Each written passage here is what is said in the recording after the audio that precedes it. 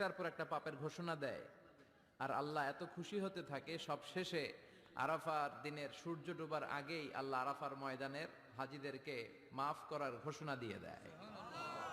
এই 2 দিন শয়তান নিজেকে সবচেয়ে বেশি অপমানিত ফিল করে, অপদস্থ ফিল করে। অনুরূপভাবে 365 দিনের প্রতিদিনই বান্দা যখন আল্লাহর কাছে ক্ষমা চায়, আল্লাহ তখন খুশি হয়ে যায়। সুবহানাল্লাহ পড়েন। আর শয়তান নারাজ হয়ে যায়। আমাদের মিশন হচ্ছে আমরা আল্লাহরে খুশি করতে চাই, আর শয়তানের বিরুদ্ধে আমাদের অবস্থান। চিল্লায় বলেন ঠিক কিনা? এজন্য সব সময় প্রশংসা করব কার? শুকর গুজার হব আল্লাহর জন্য, ঠিক কিনা?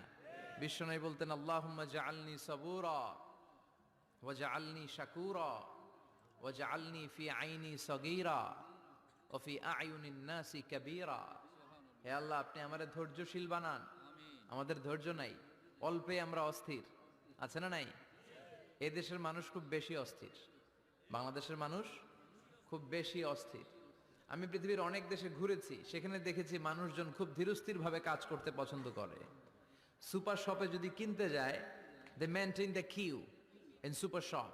সুপার শপে লম্বা লাইন, সবাই যে ওখানে ভদ্রভাবে দাঁড়ায়, একজনের পর একজন যাবে। টিকিট কাটতে যাবে, লম্বা লাইন, একজনের পর একজন দাঁড়ায়, একজন যাবে আরেকজন। তো ওখানে যদি কোনো বাঙালি থাকে, তখন দেখা যায় তার অস্থিরতা। কেন সামনে এত লাইন, এত সময় লাগে কেন, আমি কখন পাবো, আমার কি হবে? অস্থিরতা আছে না নাই? মানে সে পারে না সামনে সবাইকে ডিঙ্গিয়ে আগে যে টাকা পে করবে, আগে যে টিকিট কাটবে। এই অস্থিরতা আমাদের কমাইতে হবে, ধৈর্যশীল হতে হবে। গোটা বিশ্বব্যাপী আমাদের এই বাংলাদেশের মানুষের এই বদনাম যে আমরা অস্থির প্রকৃতির, আমরা ঠান্ডা মাথায় ভাবি না। ঠান্ডা মাথায় ভাবতে হবে, ধৈর্যশীল হতে হবে। ইন্নামা সাবরু ইনদা সাদামাতিল উলা। বিষ্ণু বলেছেন, বিপদের প্রথম ধাক্কায় যে সবর ধারণ করতে পারে সেই তো সবুর। এজন্য বিশ্বনবী দোয়া করতেন, আল্লাহুম্মা জাআলনি সাবুরা, আল্লাহ আপনি আমারে ধৈর্যশীল বানান। ওয়া জাআলনি শাকুরা, আপনি আমার শুকর গুজার বান্দা বানান। বিশ্বনবীর চেয়ে ধৈর্যশীল, বিশ্বনবীর চেয়ে শুকর গুজার পৃথিবীর কেউ আছে? কথা বলেন। এমন তাবৎ কোনো অত্যাচার নাই যে অত্যাচার বিশ্বনবীর উপর করা হয় নাই। বিশ্বনবী মক্কার জামিনে যখন দাওয়াত দিতে লাগলেন, ওনারে পাগল বলা হতো, বলা হতো তুমি পাগল, বলা হতো মুহাম্মদ একটা কবি, বলা হতো মুহাম্মদ হচ্ছে গণক। বিশ্বনবী যখন রুকু দিতেন, সিজদায় চলে যেতেন, উটের পচা নারী ভুরি এনে বিশ্বনবীর কাঁধে ফেলে রাখা হতো। বিশ্বনবীর গলার মধ্যে রশি ধরে টান দেয়া হতো। কয়েকবার বিশ্বনবীর এই ঘাড়ের এই চামড়া ছিঁড়ে গিয়েছে, একবার চাদর টান দেওয়ার কারণে, আরেকবার রশি টান দেওয়ার কারণে। বিশ্বনবী কিছুই বলেন নাই, ক্ষমা করে দিয়েছেন। যেই মক্কার শত্রুরা বিশ্বনবীকে মক্কা থেকে বিতাড়িত করেছেন, এবং যেই রাতে উনি হিজরত করলেন, মাইগ্রেট করলেন, উনি কেঁদে কেঁদে বারবার মক্কার দিকে ফিরে তাকায়, আবার যায়, আবার ফিরে তাকায়, মাতৃভূমির মায়া ছাড়তে পারছেন না।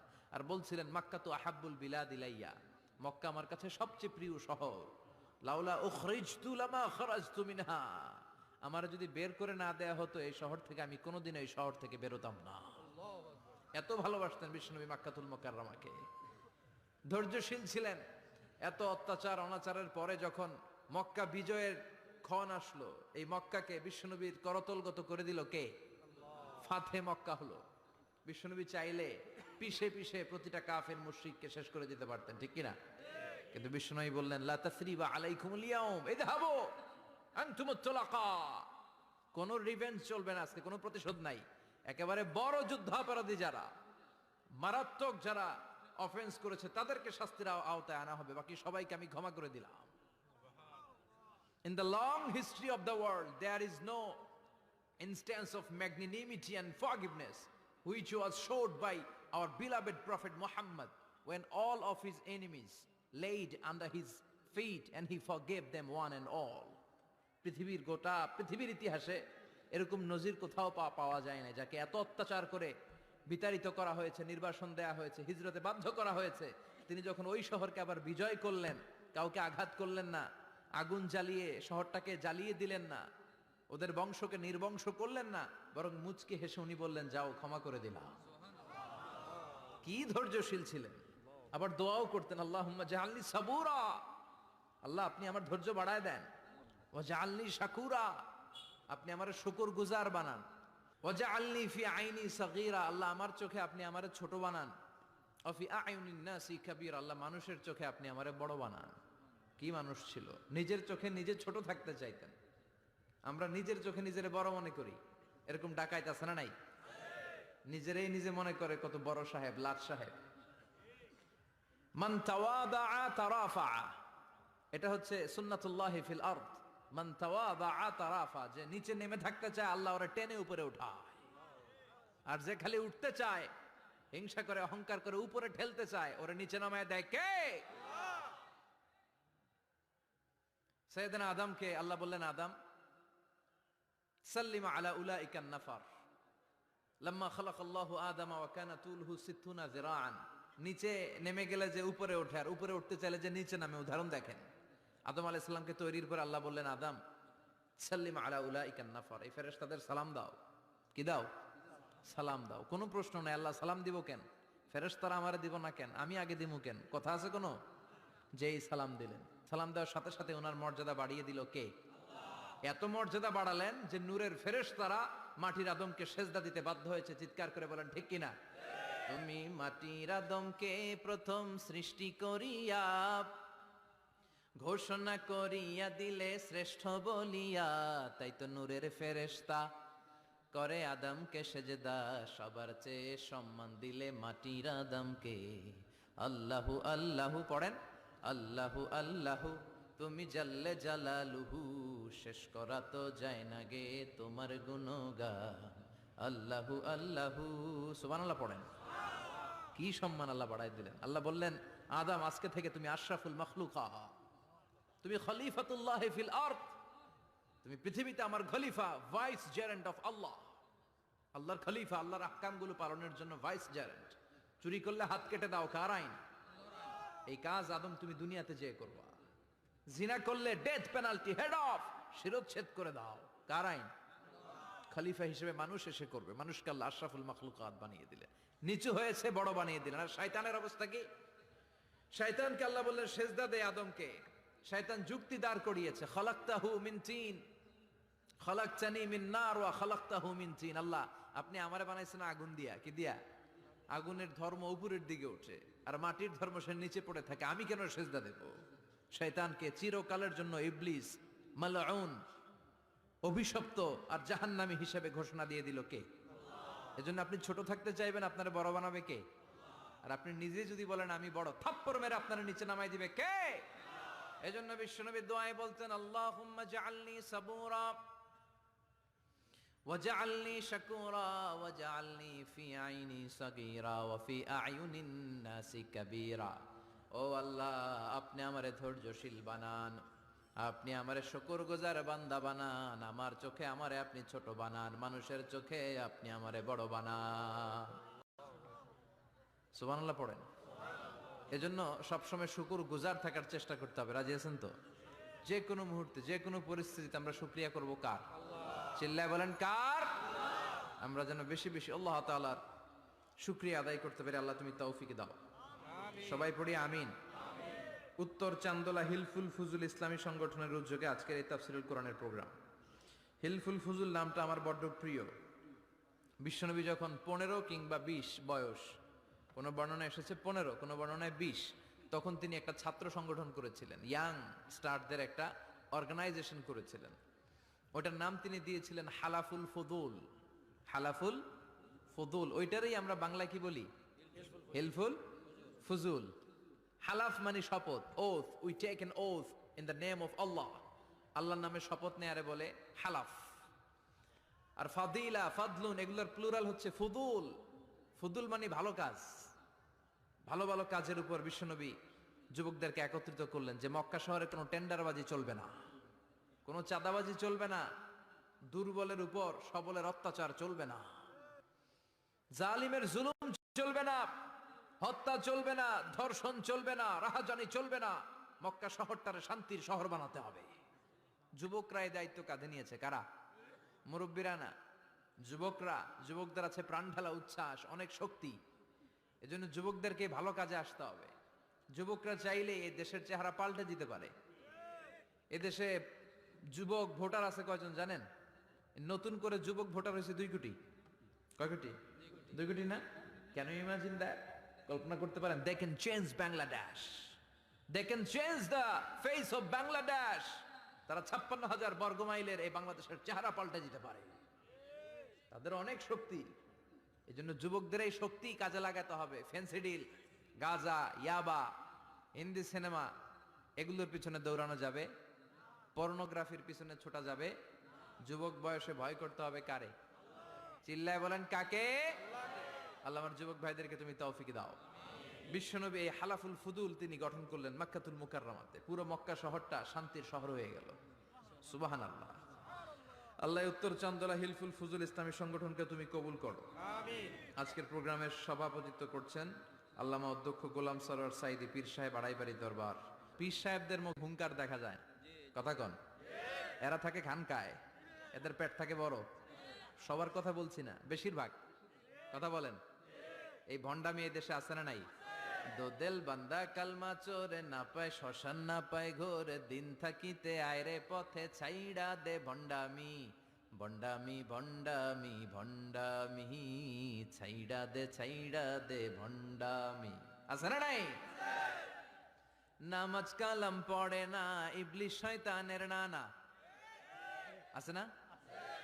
নামাজ নাই, রোজা নাই, নাচানাচি, নাচ গান, গোসল করে না, সারা বছরে করে একবার, ওই গোসলের পানি মুরিদরা খেয়ে ফেলায়। আছে না নাই? নামাজ রোজা করে না ইবলিশ শয়তানের নানা, ধর্মের একখান খুঁটি ধইরা কয়দিন করবা হয়রানি, ভণ্ডামি ভণ্ডামি ভণ্ডামি, ছাইড়া দে ভণ্ডামি। ঠিক কি না?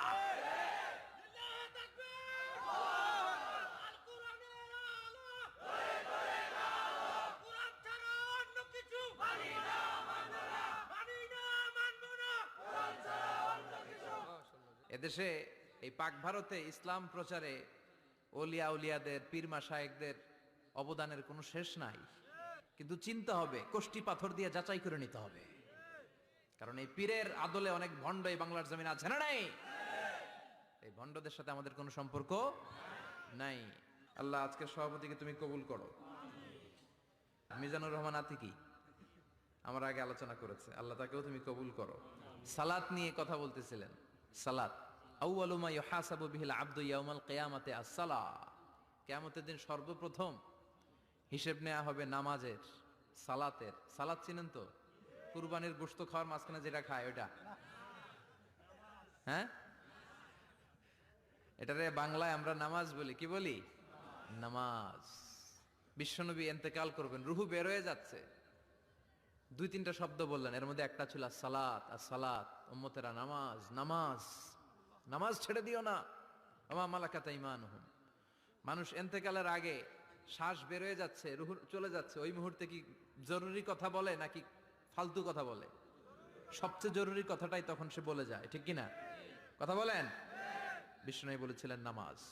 ওমরে ফারুক, ওনার কাছে আবু লুলু আল মাজুসি এক অগ্নি উপাসক এসে বিচার দিল, ইয়া ওমর আল ফারুক, আমার মনিবের নাম হচ্ছে মুগীরা ইবনে শুয়বা, সে প্রতিদিন 4 দিরহাম করে আমার কাছে চার্জ করে। এত টাকা চার্জ করে কেন? উনি জিজ্ঞেস করলেন তুমি কি কাম পারো? আমি খঞ্জর বানাইতে পারি। খঞ্জর চিনেন? ছোট্ট ছুরি আরবরা পকেটে রাখে। ওমানের সুলতান কাবুসের ছবি দেখবেন, এখানে একটা খঞ্জর আছে। আমি খঞ্জর বানাইতে পারি। খঞ্জর বানাতে পারো? মদিনায় তো কেউ বানাতে পারে না, তুমি খঞ্জর বানাইতে পারো? তুমি তো অনেক টাকার মানুষ মিয়া, তোমার মনিব তো অল্প টাকায় চার্জ করছে, এটা দিতেই হবে। আবু লুলু কয়, ওমর তুমি সবার জন্য এত নরম, আমার জন্য গরম, তোমার আমি বুঝাবো। সে বাড়িতে যে একটা খঞ্জর বানালো, মাকবাদাতুহু ফি ওয়াসাতিহি, যে খঞ্জরের হ্যান্ডেল হচ্ছে মাঝখানে, 2 দিকে ধারালো ছুরি, এটারে ধার দেয়। আর কয়, ওমর তোরে আমি বুঝাবো। প্রতিদিন ধার দেয়। সাইয়েদনা ওমরে ফারুক মসজিদে নববীর ইমাম, ওয়া কানু ইউসাল্লুনা বিগালাস, তখন ওনারা অন্ধকারে নামাজ পড়তেন আউয়াল ওয়াক্তে। আমরা তো দেরি করে পড়ি, সুন্নাহ অনুযায়ী আগে আগে পড়া ভালো। আপনি মসজিদুল হারামে গেলে দেখবেন যে কত আগে ফজর পড়ে, ফজরের 1-1.5 ঘন্টা পরে সূর্য ওঠে, ঠিক কি না? তো সে একবার ছদ্মবেশে ফজরের সময় প্রথম কাতারে যে হাজির, আসলে কিন্তু মাজুসি, সূর্যের পূজা করে। খঞ্জরটা নিয়ে এসে দাঁড়ালেন। ওমরে ফারুক ফজরের সময় ঢুকলেন, বললেন আকিমিস সালাহ, একামত দাও। একামত দেয়া হলো। ওমরে ফারুক আল্লাহু আকবার বলে অন্ধকারে ফজরের সালাত শুরু করলেন। প্রথম রাকাত যখন পড়ে ফেললেন, রুকুতে যাবে, ইন দ্য মিন টাইম সে খঞ্জর বের করে ওমরে ফারুককে 3টা স্টেবিং করেছে। একটা নাভিতে, নাভিতে মারার সাথে সাথে নাভিটা কেটে গেল, আর একটা এই পাশে পাজরে, আর একটা পেটের মাঝখানে, পেটও কেটে গেল। ওমরে ফারুক বললেন, কাতালানি আল কালব, এক কুকুর আমারে মেরে ফেলেছে। ওমরে ফারুককে পিছনে নিয়ে যাওয়া হলো, আব্দুর রহমান ইবনে আউফকে টেনে ইমামতির জায়গায় নেওয়া হলো, আর সে কাতারের মাঝখান দিয়ে খঞ্জর ঘুরাতে ঘুরাতে আগাতে লাগলো। ওর খঞ্জরের আঘাতে 7 থেকে 8 জন সাহাবী স্পট ডেথ, জায়গায় শেষ। ওমরে ফারুক বেহুশ, বেহুশ ওমরে ফারুক। ওনার মুখে দুধ দেয়, দুধ ওই নাভি দিয়ে বের হয়ে যায়, নাভিজ দেয়, নাভিজ পেট দিয়ে বের হয়ে যায়। রাষ্ট্রীয় চিকিৎসকরা বুঝতে পারলো উনি আর বাঁচবে না, বেহুশ। সবাই দাঁড়িয়ে আছে। কি হয় আমাদের আমিরুল মুমিনিনের, 10টি বছর তিনি অর্ধ পৃথিবীর শাসন করেছেন, উনার ভয়ে বাঘে মহিষে এক ঘাটে পানি খেত। হুশ ফেরার পরে ওমরে ফারুক বলেন, আমারে মারছে কে? আমার কি অবস্থা, বাঁচবো কিনা? আমার ছেলে আব্দুল্লাহ কোথায়? আব্দুর রহমান কোথায়? আমার বিবিরা কোথায়? কত সম্পদ আমার আছে, কোথায় গেলে ভালো চিকিৎসা পাওয়া যাবে? কিচ্ছু সে বলে না। হুশ ফিরার পরে ওমরে ফারুকের প্রথম প্রশ্নটা ছিল, আসল্লান্নাস, আসল্লান্নাস, আমার দায়িত্বে, আমার নেতৃত্বে যে ফজরের একটা নামাজ শুরু হয়েছিল, এটা কি ঠিক মতো শেষ হয়েছিল? আসল্লান্নাস, মানুষের নামাজটা পড়ছিল, এক রাকাতের দায়িত্ব পালন করতে পেরেছে, এরপর হুশ নাই। বাকি এক রাকাতের কি হয়েছে? মুসল্লিদের কি হয়েছে? সালাতটা ওয়াক্ত মতো হয়েছে কিনা? আসল্লান্নাস, এটা ছিল ওমরে ফারুকের প্রশ্ন। সুবহানাল্লাহ কইবেন না? তাহলে এই সালাতের গুরুত্ব আছে না নাই? সর্বপ্রথম এই সালাতের ব্যাপারে in the day of judgement আমাদেরকে প্রশ্ন করবে কে? সালাতে কায়েম করো, সালাতে কায়েম করো, হবে সম্মানী তুমি, হবে জান্নাতি তুমি, হবে সম্মানী তুমি, হবে জান্নাতি তুমি। দিবে কাল হাসরে শীতল ছায়া আরশে আজিম, রব্বিয়াল আলা, রব্বিয়াল আযীম, রব্বিয়াল আলা, রব্বিয়াল আযীম। সুবহানাল্লাহ পড়ে। এজন্য নামাজ, নামাজ, এই নামাজ যাতে মিস হয়ে না যায়। সব মিস হতে পারে, নামাজ মিস হতে পারে না। আল্লাহ তুমি বুঝার তৌফিক দান করো, আমিন। আসেন আমরা আল্লাহর নামে 3টা তাকবীর দেই, গলা ফাটিয়ে আমার সাথে সাথে পড়েন, আল্লাহু আকবার, আল্লাহু আকবার, আল্লাহু আকবার। আল্লাহ তুমি কবুল করো। আমি আপনাদের খেদমতে সূরাতু আত-তাহরীম থেকে ছোট্ট একটি আয়াতের অংশ তেলাওয়াত করেছি, যেখানে আল্লাহ তাআলা আমাদেরকে আহ্বান জানিয়েছে, ওহে বিশ্বাসীরা, পাপ হতে পারে, ভুল হতে পারে, অন্যায় হতে পারে, ওই অন্যায়ের উপর অটল থেকো না, আমার কাছে ফিরে আসো। কাম টু ইউর লর্ড, তোমার রবের দরবারে ফিরে আসো, ক্ষমার মতো ক্ষমা চাও, ক্ষমার মতো ক্ষমা চাইলে আমি সব ক্ষমা করে দেব। সুবহানাল্লাহ পড়েন। রব্বুল আলামিন বলেন, ইয়া আইয়ুহাল্লাযীনা আমানু তুবু ইলাল্লাহি তাওবাতান নাসুহা। ও বিশ্বাসীরা, ভুল করেছো, অন্যায় করেছো, পাপ করেছো, জুলুম করেছো, আমার কাছে ফিরে আসো, ক্ষমা চাও। ক্ষমার মতো ক্ষমা চাইলে সব গুনাহ মাফ করে দিতে পারে কে? পাপ নাই, গুনাহ করি নাই, এরকম কেউ আছি? কথা বলেন। কত পাপ করছি কোনো হিসাব আছে? পৃথিবীর কেউ না জানলেও জানে কে? পৃথিবী না জানুক আমি তো জানি, আমি কি পাপ করেছি হায়। আমার পাপের করলে বিচার, বাঁচার আমার নাই উপায়। দয়াময় প্রভু মাফ করো আমায়, মাফ করো আমায়। পড়েন আমিন। আমাদের পাপগুলো ক্ষমা করে কে? চিল্লায় বলেন কে? আল্লাহ ডেকে বলে, গোলাম আমি হলাম গাফিরুয যামব কাবিলুত তাওব। আমার কাজ হলো ক্ষমা করা, আমার কাজ হলো তওবা কবুল করা। শয়তানের কাজ হলো ওয়াসওয়াসা দেওয়া, আমাদেরকে ভুল পথে নিয়ে যাওয়া, আর আমাদের কাজ হলো ভুল করে ফেলা। আল্লাহর কাজ হলো ভুলগুলো মাফ করে দেয়া। আল্লাহ ডেকে বলে, গোলাম তোরা যদি ভুল না করতি, তোরা যদি পাপ না করতি, তোরা যদি অন্যায় না করতি, তোদেরকে ধ্বংস করে দিয়ে এমন একটা জাতি আমি এই দুনিয়ার বুকে তৈরি করতাম যারা সকালবেলা ভুল করে দুপুরে মাফ চাইতো, দুপুরে ভুল করে রাত্রে মাফ চাইতো, আজকে ভুল করে আগামীকাল মাফ চাইতো, আর আমি আল্লাহ গুনাহগুলো তাদের সব ক্ষমা করে দিতাম। ক্ষমা করে দিতে আল্লাহর বড্ড ভাল লাগে। বান্দা আল্লাহর কাছে বারবার চাক, চোখের পানি ছাড়ুক, এটা আল্লাহ পছন্দ করে। চোখের পানির যে কত পাওয়ার আপনি কল্পনাই করতে পারবেন না। অনুশোচনার চোখের পানি চোখ বেয়ে নাকের ডগা পেয়ে জমিনে পড়ার আগেই আল্লাহ এই বান্দারে মাফ করে দেয়। বিশ্বনবী ডেকে বলে, ও আমার উম্মতেরা শোনো, আল্লাহর কাছে দুনিয়ার মানুষদের দুই ফোঁটা পানি সবচেয়ে প্রিয়। এক হলো জিহাদের ময়দানে রক্তের ফোঁটা, দুই হলো অনুতপ্ত বান্দার চোখের পানির ফোঁটা। কত ভুল আপনি করেছেন, কত অন্যায় আপনি করেছেন, কত পাপ আপনার হয়েছে, কত মিথ্যা আপনি বলেছেন, কয় ওয়াক্ত নামাজ ছেড়েছেন, কয় লাখ টাকা ঘুষ খেয়েছেন, কত যৌতুক আপনি খেয়েছেন, কত মিথ্যা আপনি বলেছেন। আপনার পাপ যত বড় হোক, যত বিশাল হোক, যত বেশি হোক, আল্লাহর দয়ার পরিসীমা তার চাইতেও বড়। আপনার পাপ, আপনার অন্যায়, আপনার জুলুমগুলো যদি হয় খালের পানির সমান, বিলের পানির সমান, আল্লাহর দয়া সাগরের পানির সমান। আপনার পাপ যদি হয় সাগরের পানির সমান, আল্লাহর দয়া মহাসাগরের পানির সমান। আপনার পাপ আর অন্যায় যদি হয় পাহাড়ের সমান, আল্লাহর দয়া আকাশের সমান। আপনার পাপ যদি হয় আকাশের সমান, আল্লাহর দয়া আরশের সমান। এজন্য আল্লাহ বললেন, ইয়া আইয়ুহাল্লাযীনা আমানু তুবু ইলাল্লাহি তাওবাতান নাসুহা। ও আমার গোলাম, তুই তোর নিজেরে যত বেশি ভালোবাসিস তার চেয়েও আমি তোরে বেশি ভালোবাসি। তোর বাবা মা তোরে যত বেশি ভালোবাসে তার চেয়েও আমাদেরকে বেশি ভালোবাসে কে? আল্লাহ বললেন, ভালোবাসারে তৈরি করার পরে আমি 100 টুকরা করলাম। চিল্লায় বলেন, কয় টুকরা? 99 টুকরা ভালোবাসা আমি আল্লাহ নিজের মধ্যে রেখে দিলাম। এক টুকরা ভালোবাসা গোটা বিশ্বের সবার মধ্যে আমি ভাগ করে দিলাম। এক টুকরা ভালোবাসা পেয়ে আমাদের অবস্থা দেখছেন? আল্লাহ যদি এক টুকরা না দিয়ে আমগরে 30 টুকরা দিত, কথা কন, এক টুকরা না দিয়ে 80 টুকরা দিলে কি হইতো? কথা কয় না। 14 ফেব্রুয়ারি কবে? আজকে কত ফেব্রুয়ারি? আর কয়দিন? কথা কন। বিশ্ব ভালোবাসা, বিশ্ব নির্লজ্জ দিবস, বিশ্ব বেহায়াপনার দিবস, বিশ্ব অশ্লীলতার দিবস, নারীদের গণভাবে ধর্ষিত হবার দিবস। এই দিবসের সাথে মুসলমানদের কোনো সম্পর্ক? বাবা যারা এসেছেন সাবধান, ওই দিন মেয়েদেরকে ঘর থেকে বের হতে দেওয়া যাবে না। ভাই যারা এসেছো বোনদেরকে সামনে রাখো, ওই দিন ঘর থেকে বের হতে দেওয়া যাবে না। যেই মাদের বোনদের কানে আমার মাইকের আওয়াজ যায়, খবরদার, ওই দিনটা যেন কোরআন তেলাওয়াত আর আল্লাহর জিকির করতে করতে কাটে, তা না হলে সব শেষ। ওই দিন যারাই উল্টাপাল্টা করবে, ওই মেয়েগুলো ওদের বদ হজম হবে, হজম করতে পারবে না, কয়দিন পরে বমি বমি ভাব হবে। কথা কন, কথা কন।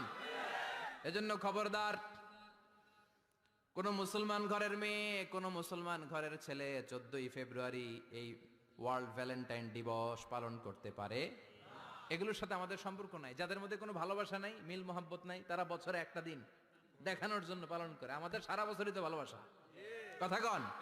রাসূল আমার ভালোবাসা, রাসূল আমার আলো আশা, রাসূল আমার প্রেম বিরহের মূল আলোচনা, রাসূল আমার কাজে কর্মের অনুপ্রেরণা। ঠিক কি না?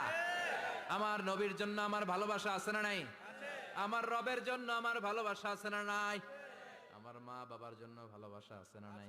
সবার জন্য সবার ভালোবাসা আছে না নাই? আমগো দিবস লাগবো কেন? আজকেও তো আমগো ভালোবাসা দিবস। কথা কন। যদি এখন দিবস না, রজনী। আজকে তো আমাদের চান্দোলাতে ভালোবাসা রজনী। কথা কন। প্রতি মুহূর্তে আমাদের ভালোবাসা, এজন্য আমাদের ডেট পালন করা লাগে না। আমরা সব সময় সবারই ভালোবাসি। চিল্লায় বলেন ঠিক কিনা? এজন্য আল্লাহ ডেকে বললেন, গোলাম আমি যে তোদের কত ভালোবাসি তোর ধারণা নাই। চোখের পানি ছাড়, গুনার কথা স্মরণ কর, তওবা কর, তওবার মতো তওবা করলে সব গুনাহ মাফ করে দিতে পারে কে? আল্লাহ। বিশ্বনবী বলে, আমার কোনো গুনাহ নাই, তারপরেও প্রতিদিন 70 বারেরও বেশি আমি তওবা করি। আল্লাহে ইন্নী আস্তাগফিরুল্লাহ ওয়া আতুবু ইলাইহি আকসার মিন 70 মাররা। Could you imagine that? কল্পনা করছেন কোনদিন? যে নবীর গুনাহ নাই ওই নবী তওবা পড়ে প্রতিদিন 70 বার, আকসার 70 বারেরও বেশি। আমার পড়া দরকার কয়বার? আপনার পড়া দরকার কয়বার? বিশ্বনবী 70 বারের বেশি বললে আমাদের পড়া দরকার কয়বার? আর আমরা প্রতিদিন পড়ি কয়বার? কথা কন। আমাদের ভুল হবে, ভুল হতে সমস্যা নাই, ভুল হওয়াই মানুষের স্বভাব, কিন্তু ভুল হওয়ার পরে ভুলের উপর অটল থাকা যাবে না। শয়তান আর মানুষের মধ্যে এই মৌলিক পার্থক্য। শয়তান ভুল করে ভুলের উপরই আছে, ঠিক কি না? ক্ষমা চায় নাই, কিন্তু আমরা সকালে ভুল করলে দুপুরে মাপ চাই কার কাছে? 19 সালে ভুল করলে 20 সালে মাপ চাই কার কাছে? মৃত্যুর আগ পর্যন্ত আমরা ক্ষমা চাইলে ক্ষমা করে দিবে কে? সব সময় 24/7 তওবার দরজা খোলা, দুইটা সময় ছাড়া। ভালো করে মনে রাখবেন, মুখস্থ ঠোঁটস্থ যেন থাকে। দুইটার সময় তওবা কবুল হয় না, চিৎকার করে বলেন কয় সময়? এক হলো বাদাল গারগারা, গরগরানি যখন আসে, মালাকুল মাউত যখন চলে আসে, মালাকুল মাউতরে যখন দেখে ফেলবেন তখন তওবা কবুল হবে নাকি? কথা কন। ফেরাউনের নাম শুনছেন? ওরা যখন আল্লাহ লোহিত সাগরে ডুবাইয়া পানি খাওয়াইতে লাগলো, পানি খাইতে খাইতে পেটটা হয়েছে এত বড়, আর পানি খাইতে পারেন। এরপর হাত তুলে কয় আনা মিনাল মুসলিমিন। কোরআনের আয়াত, আনা মিনাল, হাত তুলে কয় আমি মুসলমান। ফেরাউন নাই বলে মুসলমান, আমরা যাবো কই? কথা কন। ফেরাউন হাত তুলে কয় আনা মিনাল মুসলিমিন। আল্লাহ কয় টাইম ইজ আপ, দেরি করছস, অনেক সময় দিলাম, অনেক সুস্থ রেখেছি, ক্ষমতা দিয়েছি, দাপট দিয়েছি, তখন যদি ঘাটটা নত করে, মাথাটা নত করে একবার ক্ষমা চাইতি, ফেরাউন তোরেও ক্ষমা করে দিতাম। কিন্তু সময় শেষ হওয়ার পরে আমি মুসলমানদের অন্তর্ভুক্ত বললে কোনো লাভ হবে নাকি? আল্লাহ বলল সময় নাই, সময় শেষ। কারণ মুসা আলাইহিস সালামের চাচাতো ভাই অনেক দাওয়াত দিল, জাকাত দে, কারণকে জাকাত দিব না, এই সম্পদ আমি কামাইছি, আল্লাহ দেয় নাই। মুসা আলাইহিস সালাম বললেন তাহলে আযাবের অপেক্ষা কর। আযাব চলে আসলো। আল্লাহ বলেন মুসা সেফ জোনে যাও, সরো, এখনই আযাব। ফাখাসাফনা বিহি ওয়া বিদারিহিল আরদ, পুরো ফাইয়ুমের জমিনটার আল্লাহ কাঁপিয়ে দিলেন, আর কারুনকে সহ পুরো সম্পত্তি তার জামিনের ভিতরে দাবিয়ে দিলেন। হাঁটু পর্যন্ত কারুন দেবে যায়, ভাবছে উঠে যাবে, কোমর পর্যন্ত দেবে যায়, ভাবছে উঠে যাবে, গলা পর্যন্ত যখন দেবে যায় আর সুযোগ নাই। কয় মুসা আমার সব সম্পত্তি তোরে আর তোর আল্লাহরে দিয়ে দিলাম, আমারে বাঁচা, আমারে সব সম্পত্তি তোর আর তোর আল্লাহর, আমারে খালি বাঁচা, চাচা আপন প্রাণ। আল্লাহ বলে সময় শেষ। তার মানে বাদাল গারগারা তওবা কিন্তু আর কবুল হয়। এই হলো একটা। নাম্বার 2, বাদা তুলুই শামসি মিন মাগরিবিহা, প্রতিদিন চাঁদোলাতে সূর্য কোন দিক দিয়ে ওঠে? কথা কয় না? পূর্ব দিকে। কিয়ামতের আগ দিয়ে সূর্য আর পূর্ব দিকে উঠবে না, পশ্চিম দিক থেকে উঠবে। যেদিন প্রভাতে পশ্চিম দিক থেকে সূর্য উঠবে, ওই দিন থেকে তওবার দরজাটারে বন্ধ করে দিবে কে? আল্লাহ। তার আগ মুহূর্ত পর্যন্ত জীবনে যত গুনাহ করেছি, অন্যায় করেছি, চোখের পানি ছেড়ে ক্ষমা চাইলে ক্ষমা করবে কে? শয়তান আল্লাহরে চ্যালেঞ্জ দিছে, আল্লাহ তুমি আমারে জাহান্নামে পাঠাবা, আমিও তোমার বান্দা করে লয়ে একসাথে জামাতে ঢুকমু, একা ঢুকবো না, একা যাব না, তোমার বান্দাদেরকে সবগুলারে জাহান্নামী বানায়া তারপরে ঢুকমু। তোমারে চ্যালেঞ্জ দিলাম, একটারও জান্নাতে ঢুকাইতে পারবা? আল্লাহকে তুই আমার চ্যালেঞ্জ দিলি? আমি তো সব রাজার বড় রাজা, মহারাজা, আমার চ্যালেঞ্জ দেশ, এত সাহস পাইলি কই? তুই আজীবন ওয়াসওয়াসা দিয়ে পাপ কাজ করাবি, একদিন তাফসীর মাহফিলে এসে আমার বান্দা ক্ষমা চাবে, আমি মাফ করে দেবো, তুই কি করবি? আজীবন অন্যায় করবে, আজীবন পাপ করবে, জুলুম করবে, একদিন চোখের পানি ছেড়ে আমার কাছে কান্নার মতো কান্না করলে আমি সব গুনাহ মাফ করে দেব। এজন্য আল্লাহ বললেন ইয়া আইয়ুহাল্লাযীনা আমানু তুবু ইলাল্লাহি তাওবাতান নাসুহা, ভুল করেছো তওবা করো, মাফ করবে কে? আল্লাহ। সাইয়েদনা আদম আলাইহিস সালাম ভুল করলেন, দুনিয়ায় এসে শত শত বছর কাঁদলেন, কিন্তু ক্ষমা হয় না। আল্লাহরে বললেন আল্লাহ কি করলে ক্ষমা পাবো বলো? ফাতালাক্কা আদামু মির রাব্বিহি কালিমাতিন ফাতাবা আলাইহি, আল্লাহ বললেন ও আদম তোমারে কিছু কালেমা শিখাইয়া দেই, এই কালেমাগুলো দিয়ে আমার কাছে দোয়া করো, ক্ষমা করে দেব। আল্লাহ শিখাইয়া দিলেন ও আদম দুই হাত তুলে চোখের পানি ছেড়ে আমার কাছে পড়ো, রব্বানা, পড়েন রব্বানা যালামনা আনফুসানা ওয়া ইল্লাম তাগফির লানা ওয়া তারহামনা লানাকুনান্না মিনাল খাসিরিন। এটা শিখাই দিছিল আল্লাহ। আল্লাহ আমি জুলুম করেছি, অন্যায় করেছি, ভুল করেছি, পাপ করেছি, তুমি যদি ক্ষমা না করো ক্ষমা করার কেউ নাই, ঠিক কি না? আমরাও পাপ করলে এই দোয়াটা পড়ার দরকার আছে না নাই? 5টা শর্ত সাপেক্ষে আমাদের তওবা কবুল করবে কে? আল্লাহ। তওবা কবুল হওয়ার কিছু শর্ত আছে, 5টা। কয়টা? চিৎকার মেরে বলতে হবে, তওবা কবুল হওয়ার শর্ত কয়টা? 1 নম্বরে হচ্ছে আল ইকরা, acknowledgement. You have to give the acknowledgement that you are the greatest sinner on earth. আপনাকে ঘোষণা দিতে হবে যে আপনি এই পৃথিবীর সবচেয়ে বড় পাপী। 1 নম্বর শর্ত, আপনি বলেন যে আল্লাহ, আমার চেয়ে বড় পাপী নাই, আকাশের নিচে জমিনের উপরে আমি সবচেয়ে বড় পাপী, এমন কোন পাপ নাই যেটা আমি করি নাই, ঠিক কিনা? 1 নম্বরে পাপের ঘোষণা দেন। 2 নম্বরে আন-নাদাম, নাদাম মানে repentance. You have to be repentant for what you have done. আপনাকে অনুতপ্ত হতে হবে, চোখের পানি ছাড়তে হবে। আল্লাহ, আমি লজ্জিত, আল্লাহ আমি নাদান, আমি পিশাচ, আমারে মাফ করে দাও। তার মানে স্বীকার গেলেন কি অন্যায় করেছেন। 2 নম্বরে আপনি অনুতপ্ত হলেন। 3 নম্বরে স্টপ, যেই পাপ করতেছিলেন ওইটা থামান। Stop what you have done, যেটা করতেছিলেন আগে থামান।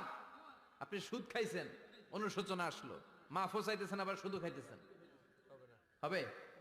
আপনি ঘুষ খেয়েছেন, তওবা শুরু করলেন, আবার ঘুষও খেয়ে যাচ্ছেন, হবে? থামেন, স্টপ। 3টা গেল। 4 নাম্বার, to hate what you have done, ঘৃণা করতে হবে, যে পাপটা করেছেন মন থেকে ওই পাপটাকে ঘৃণা করতে হবে। 5 নাম্বার শর্ত হচ্ছে to determine that you never repeat this sin again in your life. আল্লাহর ওয়াদা দেন, কমিটমেন্ট দেন যে আল্লাহ, আমার জীবনে পারতপক্ষে এই পাপ জীবনেও করব না। চিৎকার করে বলেন ঠিক কিনা? তার মানে আপনি স্বীকার যান, তারপরে আপনি অনুতপ্ত হবেন, যে পাপ করেছেন থামিয়ে দিবেন, পাপটারে মন থেকে ঘৃণা করবেন, আর আল্লাহরে ওয়াদা দিবেন আল্লাহ আর করব না। এই 5টা শর্তের আলোকে তওবা করলে জীবনের সব গুনাহ মাফ করে দিবে কে? এজন্য আল্লাহ বললেন, ইয়া আইয়ুহাল্লাযীনা আমানু তুবু ইলাল্লাহি তাওবাতান নাসুহা। তওবার মতো তওবা করো, সব গুনাহ মাফ করতে পারে কে? তওবা করবেন তো? রাজি আছেন? কবে করবেন? এই মুহূর্তে তওবা করলাম, এই মুহূর্তে আল্লাহর কাছে ক্ষমা চাই, আল্লাহ জীবনের সব গুনাহ মাফ করে দাও। আমাদের দেশে তওবা করার জন্য হুজুর লাগে, কথা কন? পীর সাহেব হুজুর, বড় হুজুর, ছোট হুজুর, হাফেজ সাহেব লাগে না? হাফেজ সাহেব, ইমাম সাহেব, এদের ছাড়া নাকি তওবা হয় না। না, এটা ভুয়া কথা। আপনি অনুতপ্ত হন, আপনি চোখের পানি ছাড়েন, আপনি আপনার রবরে বলেন, ক্ষমা করে দিবে কে? ইমাম সাহেব আসতে হবে, শর্ত না। পীর সাহেব হুজুর এসে হুজুরের হাতে হাত রেখে তওবা পড়তে হবে, শর্ত না। আপনার রবরে ডেকে চোখের পানি ছেড়ে ক্ষমা চান, ক্ষমা করবে কে? আর প্রতিদিন শতবার পড়তে থাকবেন আস্তাগফিরুল্লাহ। আওয়াজ করে সবাই পড়েন আস্তাগফিরুল্লাহ, আরো জোরে পড়েন আস্তাগফিরুল্লাহ। বিশ্বনবী বলেন, মান লাজিমাল ইস্তিগফার জাআলাল্লাহু লাহু মিন কুল্লি দিকিন মাখরাজা। সব সময় ইস্তেগফারের সাথে যে লেগে থাকবে, রব্বুল আলামিন তারে 5টা জিনিস দিবে। কয়টা? কথা কন, আরো জোরে সবাই বলেন, কয়টা? নাম্বার 1, জাআলাল্লাহু লাহু মিন কুল্লি দিকিন মাখরাজা। বিপদে পড়লে বিপদ থেকে উদ্ধার করবে কে?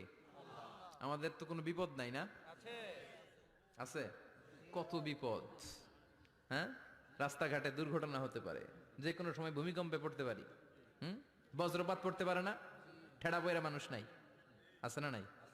এই বিপদ আপদ থেকে আপনারা রক্ষা করবে কে? যদি আপনি ইস্তেগফারের সাথে আঠার মতো লেগে থাকেন। কিসের সাথে? কথা বলেন। ইস্তেগফারের সাথে লেগে থাকতে পারলে 1 নাম্বার হচ্ছে বিপদে পড়লে আপনারে মুক্ত করে দিবে কে? 2 নাম্বার, ওমিন কুল্লি হাম্মিন ফারাজা। যে কোনো ধরনের টেনশন, হাইপার টেনশন থেকে বাঁচায় দিবে কে? আমাদের তো টেনশন মেনশন নাই না? আছে। লাইফ নিয়ে টেনশন, বাঁচার টেনশন, মরার টেনশন, ক্যারিয়ারের টেনশন, রাস্তাঘাটে যানজট, এটার টেনশন, পুলিশের দৌড়ানি, র্যাবের দৌড়ানি, বাড়ির ভাড়া, গ্যাস বিল, বিদ্যুৎ বিল, ছেলে মেয়েদের লেখাপড়া, কত টেনশন।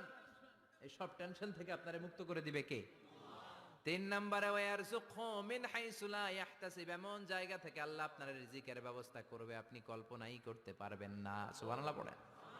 4 নম্বরে, সবসময় ইস্তেগফার যদি পড়া হয়, আল্লাহর কোনো আযাব ওই বান্দার উপরে আসে না। ওমা কানাল্লাহু মুআযযিবাহুম ওয়া হুম ইস্তাগফিরুন।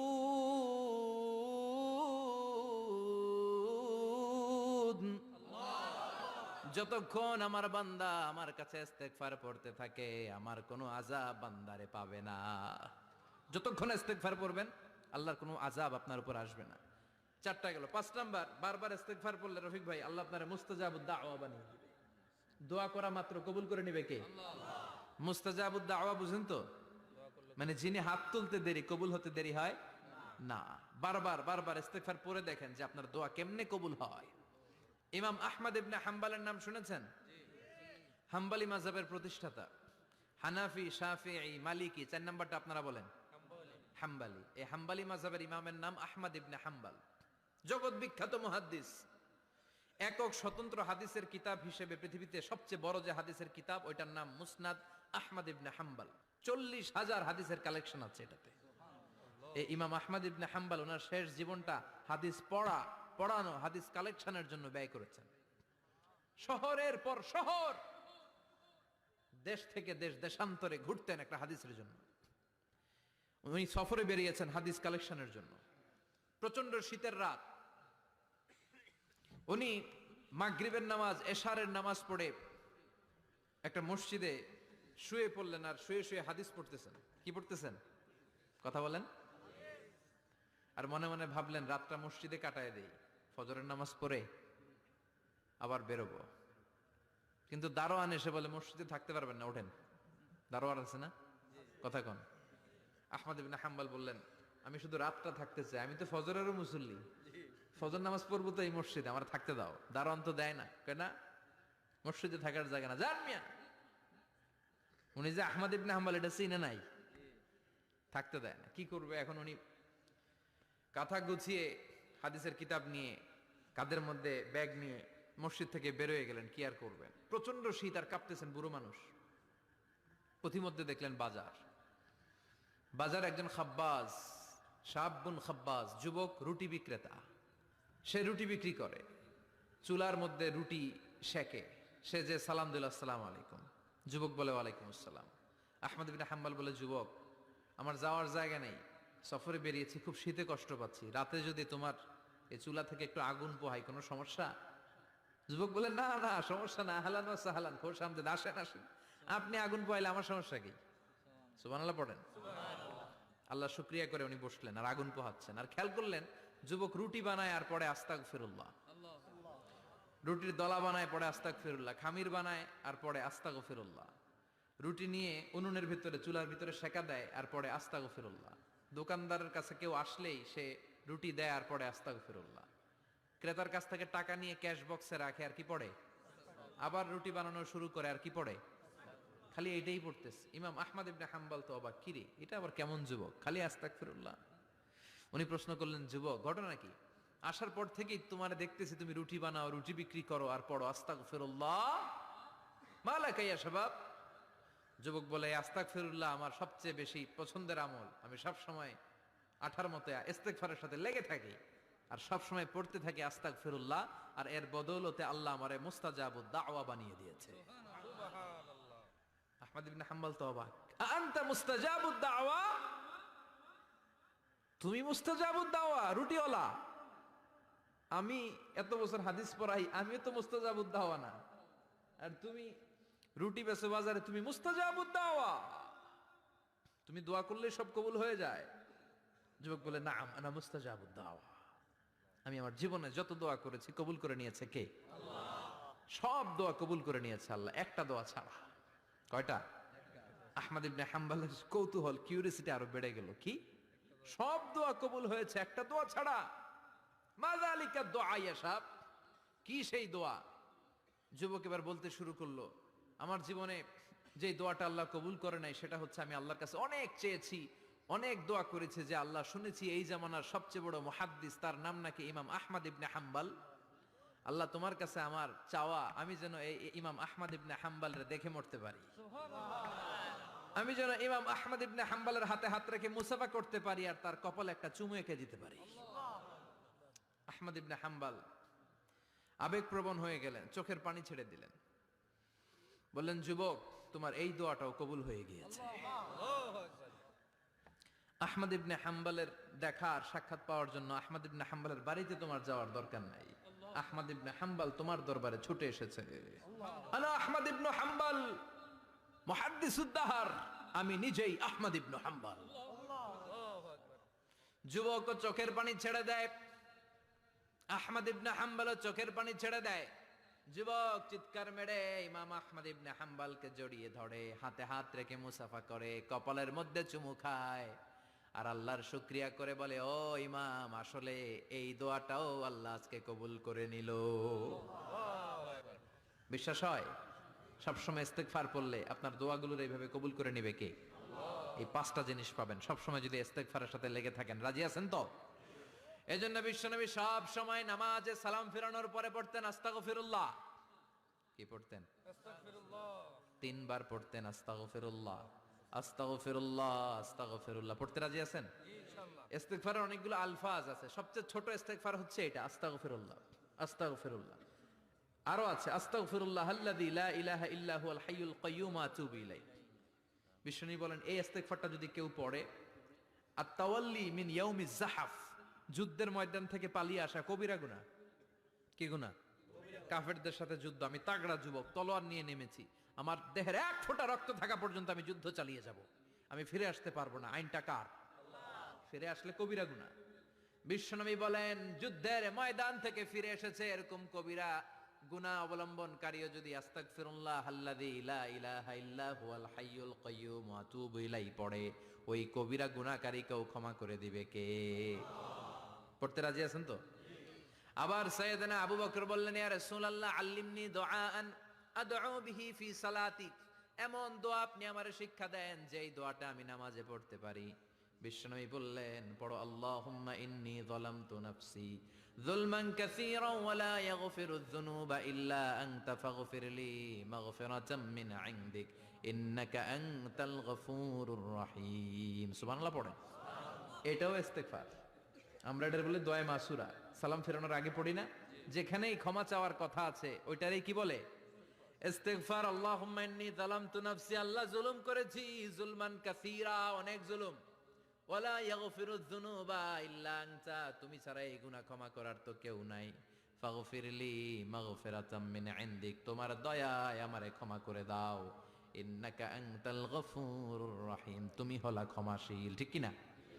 এটাও ইস্তেগফার, এটাও পড়বেন। আর এই সব ইস্তেগফারের শ্রেষ্ঠ ইস্তেগফারের নাম সাইয়্যিদুল ইস্তেগফার। যত ইস্তেগফার হতে পারে এর মধ্যে সবচেয়ে শ্রেষ্ঠতম ইস্তেগফার নাম কি? সাইয়্যিদুল ইস্তেগফার। কথা কন। বুখারীর বর্ণনা, শাদ্দাদ ইবনে আউস রাদিয়াল্লাহু তাআলা আনহু বর্ণনা করেন, এই সাইয়্যিদুল ইস্তেগফার দিনের বেলা যে পড়বে ওই দিনে মারা গেলে সে জান্নাতি। এই সাইয়্যিদুল ইস্তেগফার রাতের বেলা যে পড়বে ওই রাতে যদি ইন্তেকাল হয় ওই লোকটা জান্নাতি। মুখস্থ আছে না? কার কার মুখস্থ? হাত তুলেন। মাশাআল্লাহ, তাবারাকাল্লাহ, মাশাআল্লাহ, মাশাআল্লাহ। আর যাদের নাই তাদের হোমওয়ার্ক, তাদের আল্লাহুম্মা আনতা রাব্বি লা ইলাহা ইল্লা আনতা খালাকতানি ওয়া আনা আবদুক ওয়া আনা আলা আহদিকা ওয়া ওয়া'দিকা মাস্তাতা'তু আউযু বিকা মিন শাররি মা সানা'তু আবুউ লাকা বিনি'মাতিকা আলাইয়া ওয়া আবুউ লাকা বিযামবি ফাগফিরলি ফাইন্নাহু লা ইয়াগফিরুয যুনুবা ইল্লা আনতা। সুবহানাল্লাহ পড়েন। সুবহানাল্লাহ। আজকে রাতে পড়ছেন, মারা গেলে জান্নাতি। চিল্লায় পড়েন না আল্লাহু আকবার। আল্লাহু আকবার। এজন্য বিশ্বনবী বলেন আমার আগের গুনাহ মাফ, পরের গুনাহ মাফ, তারপরেও প্রতিদিন আমি 70 বার তওবা ইস্তেগফার পড়ি। আজকে থেকে পড়তে রাজি আছেন তো? ইনশাআল্লাহ। বেশি বেশি ইস্তেগফার পড়া যাবে না? একটু প্রাণ খুলে দিল খুলে আওয়াজ করে পড়েন তো আস্তাগফিরুল্লাহ। আর জোরে পড়েন আস্তাগফিরুল্লাহ।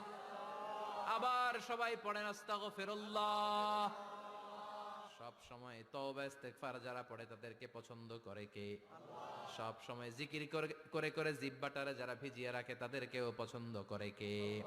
আল্লাহ বলেন ওয়াজকুর রাব্বাকা ফি নাফসিকা তাদাররুআন ওয়া খীফাতান ওয়া দুনাল জাহরি মিনাল কওলি বিল গুদুবি ওয়াল আসাল ওয়ালা তাকুম মিনাল গাফিলিন। সুবহানাল্লাহ পড়েন। আল্লাহ বলেন ওয়াজকুর রাব্বাকা ফি নাফসিক, আল্লাহরে মনে মনে ডাকো। তাদাররুআন ওয়া খীফা, আল্লাহর জিকির করতে আল্লাহ বলেছেন ফি নাফসিক। বুঝতেছেন না অর্থ? ফি নাফসিকা, মনে মনে আল্লাহর জিকিরটা করো। তাদাররুআন ওয়া খীফা, তাদাররুআন মানে বিনয়ের সাথে, with full of humility, submission and humbleness. বিনয়ের সাথে আল্লাহরে ডাকো। ওয়া খীফা, গোপনে গোপনে ডাকো। দুনাল জাহারি মিনাল কওল, চিৎকার চেঁচামেচি করে ডেকো না। কার কথা? আওয়াজ করে জিকির করো না। এই যে আমরা মাহফিলে লা ইলাহা ইল্লাল্লাহ জিকির করে, এটা তালিমান। উদ্দেশ্য কি? তালিমের জন্য আওয়াজ করে জিকির জায়েজ আছে, কিন্তু ব্যক্তিগত জিকিরের যে ইবাদতটা এটা আস্তে আস্তে হইতে হবে, এটা ভদ্রভাবে হতে হবে, চিল্লাচিল্লি করে নয়। আবার তালিমের জিকির ওইটাও ভদ্রভাবে। ইন্নাল্লাহা জামিল ইউহিব্বুল জামাল, আমার আল্লাহ সুন্দর, আমার আল্লাহর জিকিরের মধ্যেও সৌন্দর্য আছে না নাই? কিন্তু এদেশে জিকিরের ভেতরে লাফালাফি আছে না নাই? বেশি না কম? কি বসেন বসেন, হ্যাঁ বসে যান, তো অনেক ধরনের আছে জিকির। হ্যাঁ বসেন বসেন, বসে যান। হ্যাঁ হাইবার আলী, এটা কি আবার জালালি? তো এই যে ইন্নাল্লাহা জামিল ইউহিব্বুল জামাল, আমার আল্লাহ সুন্দর, আমার আল্লাহর জিকিরের মধ্যেও সৌন্দর্য আছে না নাই? তালিমের উদ্দেশ্যে সবাই মিলে জিকির করা যায়, কিন্তু চিল্লাফাল্লা করা যাবে না, লাফালাফি করা যাবে না, মাথা ডানে বায়ে ঝোলানো যাবে না, ঠিক কি না? কিন্তু লাফালাফির জিকির আছে না নাই? লাফাইতে লাফাইতে, হ্যাঁ গাছের আগায় বাঁশের আগায়। আবার যিনি জিকির পরিচালনা করে ওনার কান্দে যাই ওঠে, আছে না নাই? বিশ্বনবী সাহাবাদের নিয়ে জিকির করছেন, সাহাবারা লাফাতে লাফাতে খেজুর গাছের আগায়, হাদিসে আছে না এটা? বিশ্বনবী সাহাবাদেরকে নিয়ে জিকির করছেন, লাফাতে লাফাতে আবু বকর বিশ্বনবীর কান্দের উপরে, আছে হাদিসে আছে? এটা জিকির নয়। কি সুন্দর দেখেন, ইসলাম বোঝা কত সহজ। ওয়াজকুর রাব্বাকা ফি নাফসিকা তাদাররুআ ওয়া খাইফা, গোপনে জিকির করো, ভদ্রতার সাথে বিনয়ের সাথে জিকির করো। ওয়ালা তাকুম মিনাল গাফিলিন দুনাল জাহারি মিনাল কওল, চিৎকার চেঁচামেচি করে জিকির করো না। যারা চিকফাল দিয়ে হই হই হই হই করে, আছে না? হই হই হই হই হই হইয়ের ভিতরে আল্লাহর নাম আছে? হ্যাঁ, এই যে হুই হাই হুই হাই এই স্টাইলের যে জিকির, এটার ভিতরে আমার আল্লাহর নাম আছে? আল্লাহর নাম যদি না থাকে ওইটা জিকির হবে? কথা বলেন। বিষ্ণু বললেন খবরদার, চিৎকার চেঁচামেচি করে লাফালাফি করে যারা জিকির করে এরা মনে করে আল্লাহ কানে শোনে না। কথা বলেন। আপনি গোপনেও আল্লাহর ডাকলে আপনার ডাকে সাড়া দিবে কে? এজন্য রাব্বুল আলামিন বলেন ফাযকুরুনি আযকুরকুম ওয়াশকুরুলি ওয়ালা তাকফুরুন, বান্দা আমার জিকির তোমরা করো, আমিও তোমাদের জিকির করব, ঠিক কি না? আমরা যদি আল্লাহর জিকির করি আমাদের জিকির করে কে? সুবহানাল্লাহ কইবেন না? আমরা আল্লাহর জিকির করে, আল্লাহ নাকি আমাদের জিকির করে, জানো তো কথা এটা। আবার হাদিসে কুদসিতে আল্লাহ বলেন ফাইন যাকারানি ফি নাফসি যাকারতুহু ফি নাফসি, আমার বান্দা যদি একা একা আমার জিকির করে আমি আমার বান্দারে একা একা স্মরণ করি। ওয়া ইন যাকারানি ফি মালাইন যাকারতুহু ফি মালাইন খায়রিম মিনহু, এরকম মহা সম্মেলন করে যদি কেউ আমি আল্লাহর জিকির করে, আমি এর চেয়েও বড় মহা সম্মেলন ফেরেশতাদেরকে নিয়ে করে আমার বান্দারে স্মরণ করি। ওয়া ইন তাকাররাবা ইলাইয়া শিবরান তাকাররাবতু ইলাইহি যিরাআন, আমার বান্দা যদি আমার দিকে এক বিঘত আসতে চায় আমি আমার বান্দার দিকে এক হাত এগিয়ে যাই। আমার বান্দা যদি আমার দিকে এক হাত আসতে চায় আমি আমার বান্দার দিকে দুই হাত যাই। ওয়া ইন আতানি ইয়ামশি আতাইতুহু হারওয়ালা, আমার বান্দা যদি আমার দিকে হেঁটে হেঁটে আসতে চায় আমি আমার বান্দার দিকে দৌড়ে দৌড়ে যাই। সুবহানাল্লাহ পড়ে। এজন্য বিশ্বনবী বলেন লা ইয়াজালু লিসানুকা রাতবাম মিন যিকরিল্লাহ, আল্লাহর জিকির দিয়ে জিহ্বাটারে ভিজিয়ে রাখবা। কার কথা? চিল্লায় বলেন কার কথা? সবসময় আল্লাহর জিকির করতে রাজি আছেন তো? সবচেয়ে শ্রেষ্ঠ জিকির বিশ্বনবী বললেন আফদালু যিকরি লা ইলাহা লা ইলাহা লা ইলাহা ইল্লাল্লাহু মুহাম্মাদুর রাসূলুল্লাহ সাল্লাল্লাহু, সবচাইতে শ্রেষ্ঠ জিকির লা ইলাহা, এর চেয়ে শ্রেষ্ঠ জিকির আছে? কথা বলেন।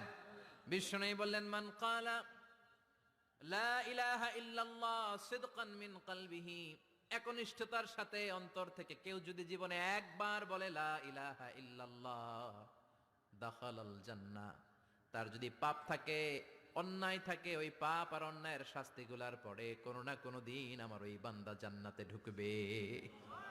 একবার যদি খালিসান মিন কলবিহি সে পড়ে লা ইলাহা ইল্লাল্লাহ, তার জন্য জান্নাতকে অবধারিত করে দিয়েছে কে? আবার এটার নাম আল্লাহ দিয়েছে কালিমায়ে, কথা বলেন। দরাবাল্লাহু মাসালান কালিমাতান তাইয়িবাতান কাশাজারাতিন তাইয়িবাতিন আসলুহা সাবিতুন ওয়া ফারউহা ফিস সামা। সুবহানাল্লাহ। পবিত্র বাণী, এটা কালিমায়ে তয়্যিবা।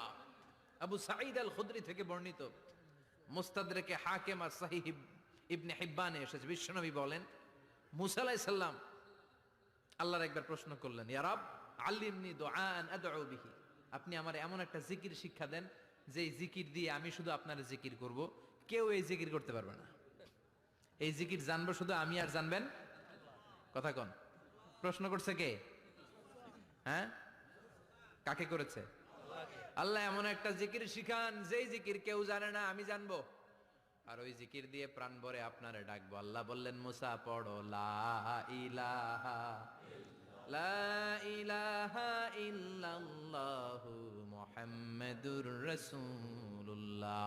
মুসা আলাইহিস সালাম বললেন আল্লাহ চাইলাম কি, কইলেন কি?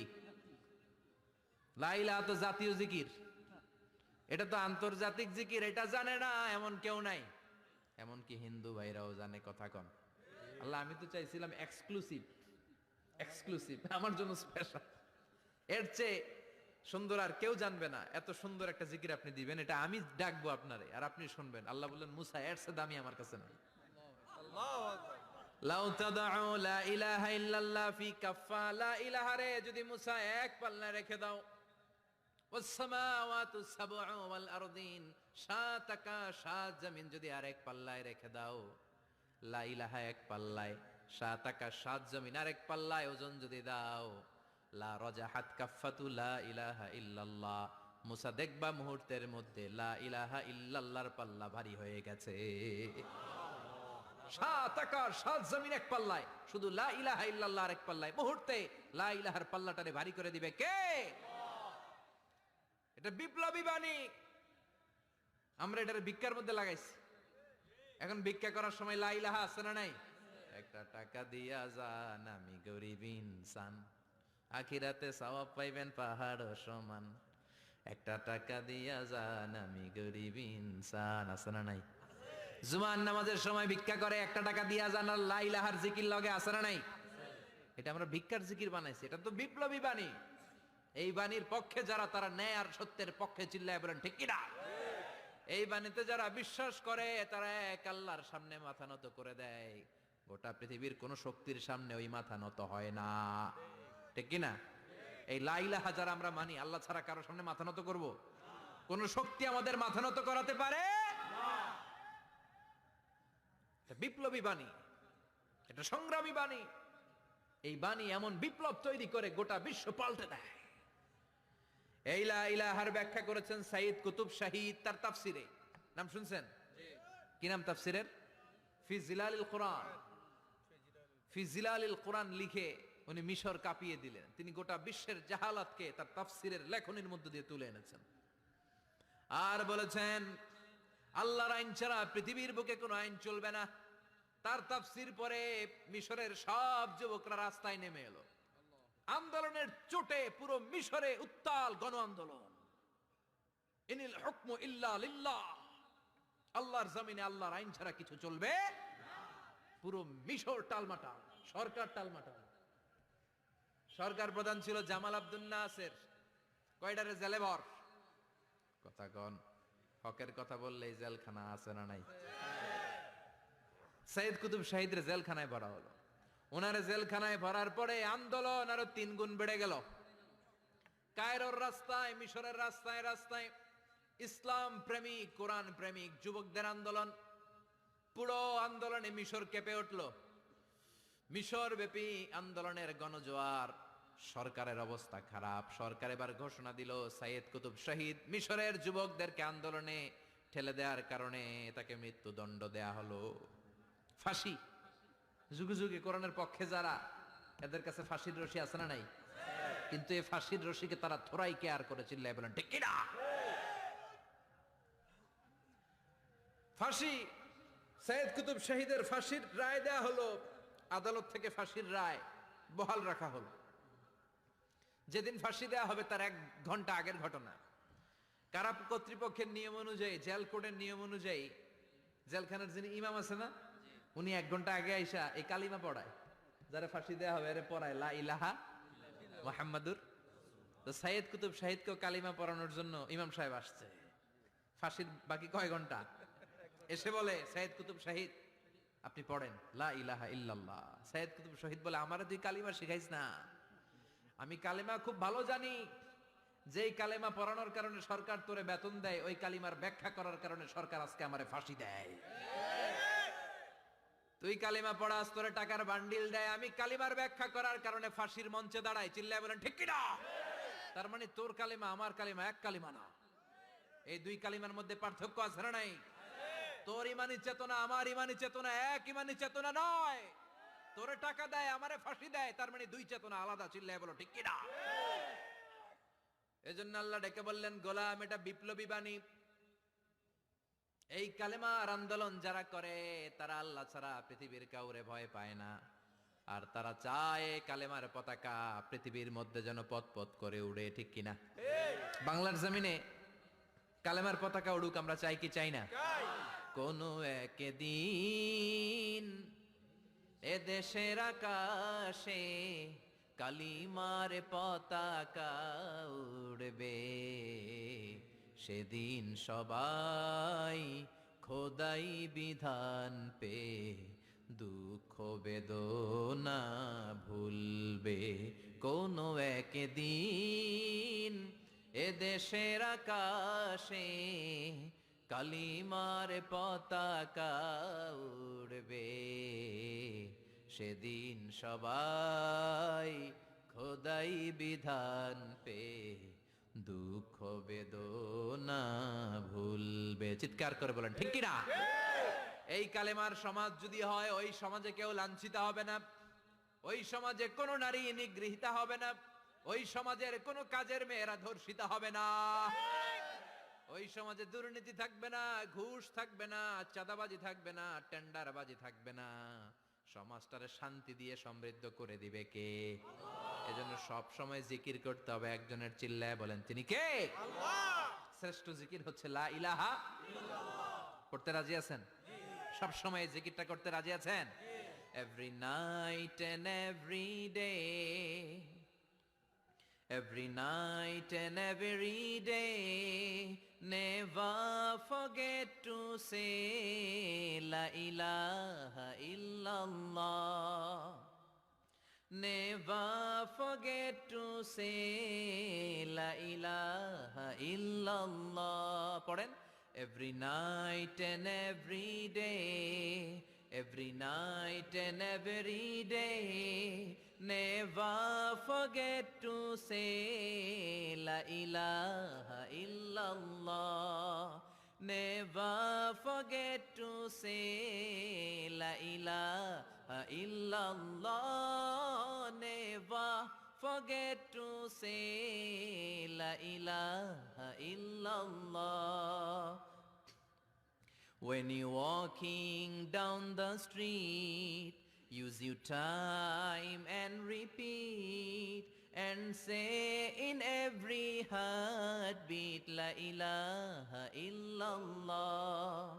When you're walking down the street, use your time and repeat and say in every heartbeat la ilaha illallah.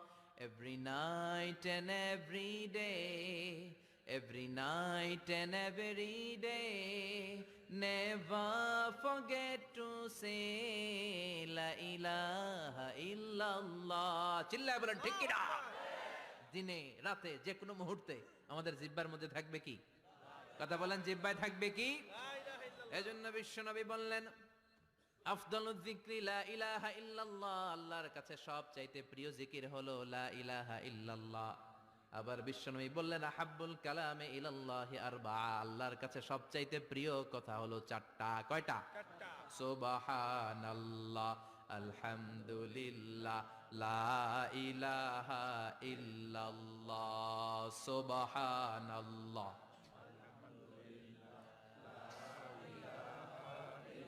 লা ইলাহা ইল্লাল্লাহ, মুহাম্মাদুর রাসূলুল্লাহ। সুবহানাল্লাহ পড়েন। চারটা কথা আল্লাহর কাছে সবচেয়ে প্রিয়। একটা হচ্ছে সুবহানাল্লাহ, আর একটা হচ্ছে আলহামদুলিল্লাহ, আরেকটা হচ্ছে লা ইলাহা ইল্লাল্লাহ, আরেকটা হচ্ছে আল্লাহু আকবার। এই যে শুরুতে 3টা তাকবীর দিছি, এই তাকবীরটা আল্লাহর প্রিয় কথা, যে 4টার মধ্যে একটা আছে না নাই? আওয়াজ করে পড়েন আল্লাহু আকবার। সবচেয়ে প্রিয় আল্লাহর কাছে এই 4টা কথা। লা ইয়াদুররুকা বিআইয়িহিন্না বাদাতা, বিষ্ণু বললেন এই 4টার যেটা দিয়ে শুরু করতে মন চায় করো, কোনো সমস্যা নেই। সুবহানাল্লাহ পড়েন। এজন্য ফরজ নামাজের পরে এই তাসবিহগুলো পড়বেন। আব্দুল্লাহ ইবনে আমর ইবনে আস তিনি বর্ণনা করেন, আমি বিশ্বনবীকে আঙ্গুলের গিরা দিয়ে এই তাসবিহগুলো পড়তে দেখেছি। রাআইতুন নাবিয়্যা সাল্লাল্লাহু আলাইহি ওয়াসাল্লাম ইয়াকিদু তাসবিহা বিয়ামিনি, আমি বিশ্বনবীর ডান হাতের আঙ্গুলের গিরায় এই তাসবিহগুলোকে পড়তে দেখেছি। পড়তে রাজি আছেন? ডান হাত তোলেন, এই আঙ্গুলের করের মধ্যে এইভাবে রাখেন, এইভাবে রেখে নামাজের পরেই সুবহানাল্লাহ আলহামদুলিল্লাহ পড়তে রাজি আছেন? সুবহানাল্লাহ 33 বার, আলহামদুলিল্লাহ 33 বার, আল্লাহু আকবার 33 বার পড়তে রাজি আছেন সবাই? আল্লাহ তুমি কবুল করো। ফরজ সালাতের পরে আমরা মুনাজাত দেওয়ার জন্য পাগল হয়ে যাই। আসসালামু আলাইকুম ওয়া রাহমাতুল্লাহ।